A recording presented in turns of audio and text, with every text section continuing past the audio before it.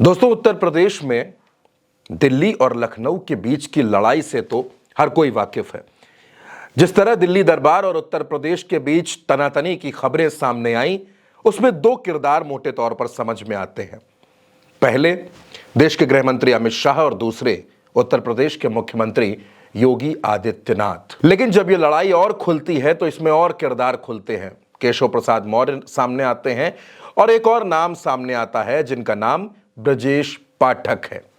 2017 से 2024 उत्तर प्रदेश में भारतीय जनता पार्टी की सरकार है। 2017 से लेकर 2022 तक ब्रजेश पाठक उत्तर प्रदेश के कानून मंत्री थे। 2022 के चुनाव के बाद इनका प्रमोशन हुआ, डिप्टी सीएम बन गए, स्वास्थ्य विभाग मिल गया। लेकिन अब उत्तर प्रदेश में 10 सीटों पर विधानसभा का उपचुनाव होना है।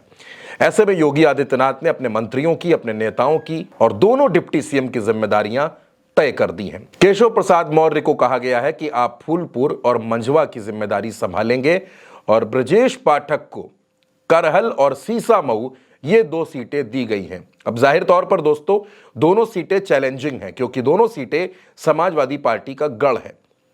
इस पर बात करेंगे, लेकिन उससे पहले थोड़ा सा फ्लैशबैक में चलते हैं। ब्रजेश पाठक भी लगातार योगी आदित्यनाथ की मीटिंग से दूरी बनाए हुए थे। दिल्ली दरबार की करीबी भी इनके साथ जगजाहिर है और ब्रजेश पाठक भी उत्तर प्रदेश में योगी आदित्यनाथ के फैसलों पर सवाल खड़े कर रहे थे। कहा जा रहा था कि ब्रजेश पाठक भी अब कुछ बड़ा चाहते हैं। लेकिन फिलहाल जिस तरह से उत्तर प्रदेश में अब उपचुनाव आ गया है, 10 सीटों पर उपचुनाव होना है और ब्रजेश पाठक को करहल की जिम्मेदारी दी गई है। सबसे पहले बात करहल की ही करेंगे। ये वो सीट है जहां से अखिलेश यादव विधायक थे, नेता प्रतिपक्ष थे। सांसद बनने के बाद इस्तीफा दे दिया। करहल की सीट खाली है। चर्चा है कि इस सीट पर अखिलेश यादव के भतीजे पूर्व सांसद तेज प्रताप यादव चुनाव लड़ सकते हैं। तेज प्रताप यादव लालू प्रसाद के दामाद भी हैं। अब तेज प्रताप यादव लड़ेंगे या नहीं लड़ेंगे, ये फिलहाल बात की बात है। लेकिन ब्रजेश पाठक को करहल जिताने की जिम्मेदारी दी गई है। अब करहल समाजवादी पार्टी का गढ़ है, अभेद किला है जिसको भेदा नहीं जा सकता। लेकिन ब्रजेश पाठक को जिम्मेदारी दी गई है। ब्रजेश पाठक ने मैनपुरी जाना भी शुरू कर दिया है और वो ये दावा कर रहे हैं कि 10 की 10 सीटों पर भारतीय जनता पार्टी चुनाव जीत जाएगी। लेकिन करहल एक बड़ी चैलेंजिंग सीट ब्रजेश पाठक के लिए। दूसरी सीट है सीसामऊ की। अब दोस्तों, सीसामऊ भी समाजवादी पार्टी का गढ़ है। इरफान सोलंकी यहां से 2017 में, 2022 में चुनाव जीत चुके हैं।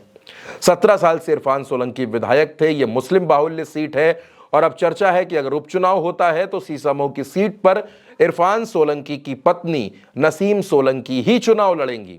अब लेकिन ब्रजेश पाठक को जिम्मेदारी मिली है सीसामऊ और करहल को जिताने की, तो ब्रजेश पाठक एड़ी चोटी का जोर लगा रहे हैं। दरअसल कानपुर में ब्राह्मण मतदाताओं की संख्या बहुत ज्यादा है, लेकिन जिस विधानसभा में, सीसामऊ विधानसभा में ब्रजेश पाठक को जिम्मेदारी दी गई है, वहां सबसे ज्यादा जो संख्या है वो ब्राह्मणों की है, उसके बाद दलितों की है। अब ऐसे में ब्रजेश पाठक वहां क्या कुछ करेंगे? दरअसल पार्टी ने यह भी सोचा कि क्योंकि ब्रजेश पाठक उन्नाव के सांसद रह चुके हैं, 2004 से 2009 के बीच वो उन्नाव के सांसद थे, बहुजन समाज पार्टी में थे। अब ब्रजेश पाठक भाजपा में है, डिप्टी सीएम है, बड़ा पद है, दौरे करते रहते हैं, अक्सर कानपुर जाते रहते हैं, तो ब्रजेश पाठक का दबदबा है। अब 2024 में यह चर्चा भी हुई थी कि ब्रजेश पाठक कानपुर से लोकसभा का चुनाव लड़ सकते हैं। ब्रजेश पाठक के पास अपनी वहां पर टीम भी है, वो सीसामऊ जिता ले जाएंगे।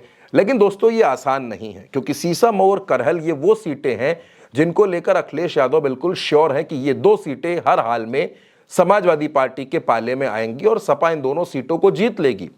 लेकिन ब्रजेश पाठक को ये दोनों सीटें देने के पीछे की असली गुणागणित क्या है? क्या ब्रजेश पाठक के नंबर घटाने की ये कोई कोशिश है? क्योंकि जाहिर सी बात है कि इन 2 सीटों पर जीत मिल पाना भाजपा के लिए एक टेढ़ी खीर है, नामुमकिन सा है। और अगर ये दोनों सीटें भारतीय जनता पार्टी हार जाती है तो जिम्मेदारी भी तय होगी और जिम्मेदारी उनकी भी तय होगी जिनको इन सीटों का प्रभारी बनाया गया, यानी कि उत्तर प्रदेश के डिप्टी सीएम ब्रजेश पाठक, जिनको इन 2 सीटों का जिम्मा मिला है। अब अगर यहां पर भाजपा चुनाव नहीं जीत पाती है, हार जाती है, समाजवादी पार्टी फिर से यहां चुनाव जीत जाती है, तो इस चुनाव में मिली हार का ठीकरा जाहिर तौर पर ब्रजेश पाठक पर फूटेगा। और फिर जो उत्तर प्रदेश में तमाम बदलाव की बातें कही जा रही हैं, चाहे वो संगठन के स्तर पर हो या फिर वो सरकार के स्तर पर हो, वो बदलाव भी देखने को मिलेंगे। तो क्या अगर ब्रजेश पाठक इन दोनों सीटों पर चुनाव नहीं जिता पाए तो किसी तरह की कार्रवाई होगी, कुछ ऐसा एक्शन होगा जो ब्रजेश पाठक के राजनीतिक कद को घटा भी सकता है। अब दोस्तों फिलहाल ब्रजेश पाठक को इन 2 सीटों की जिम्मेदारी है और केशव मौर्य को भी 2 सीटों की जिम्मेदारी है। मेहनत शुरू हो गई है, इन दोनों नेताओं ने जाना शुरू कर दिया है अपने अपने इलाकों में और ब्रजेश पाठक ये दावे करते हैं कि 10 में 10 सीटें जीत कर दिखा देंगे। फिलहाल भाजपा कितनी सीटें जीतेगी, सपा कितनी सीटें जीतेगी, इस बारे में अभी लोगों के अपने अपने आकलन हैं।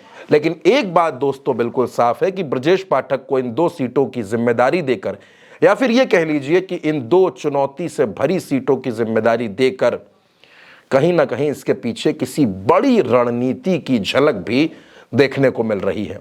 दोस्तों आपको क्या लगता है, ब्रजेश पाठक सीसामऊ और करहल में कोई करिश्मा कर पाएंगे? क्या समाजवादी पार्टी के गढ़ को उत्तर प्रदेश के डिप्टी सीएम ब्रजेश पाठक भेद पाएंगे? आपके जो भी सुझाव हो, आपकी जो भी राय हो और आपके जो भी समीकरण हो, कमेंट बॉक्स में हमें जरूर भेजिएगा।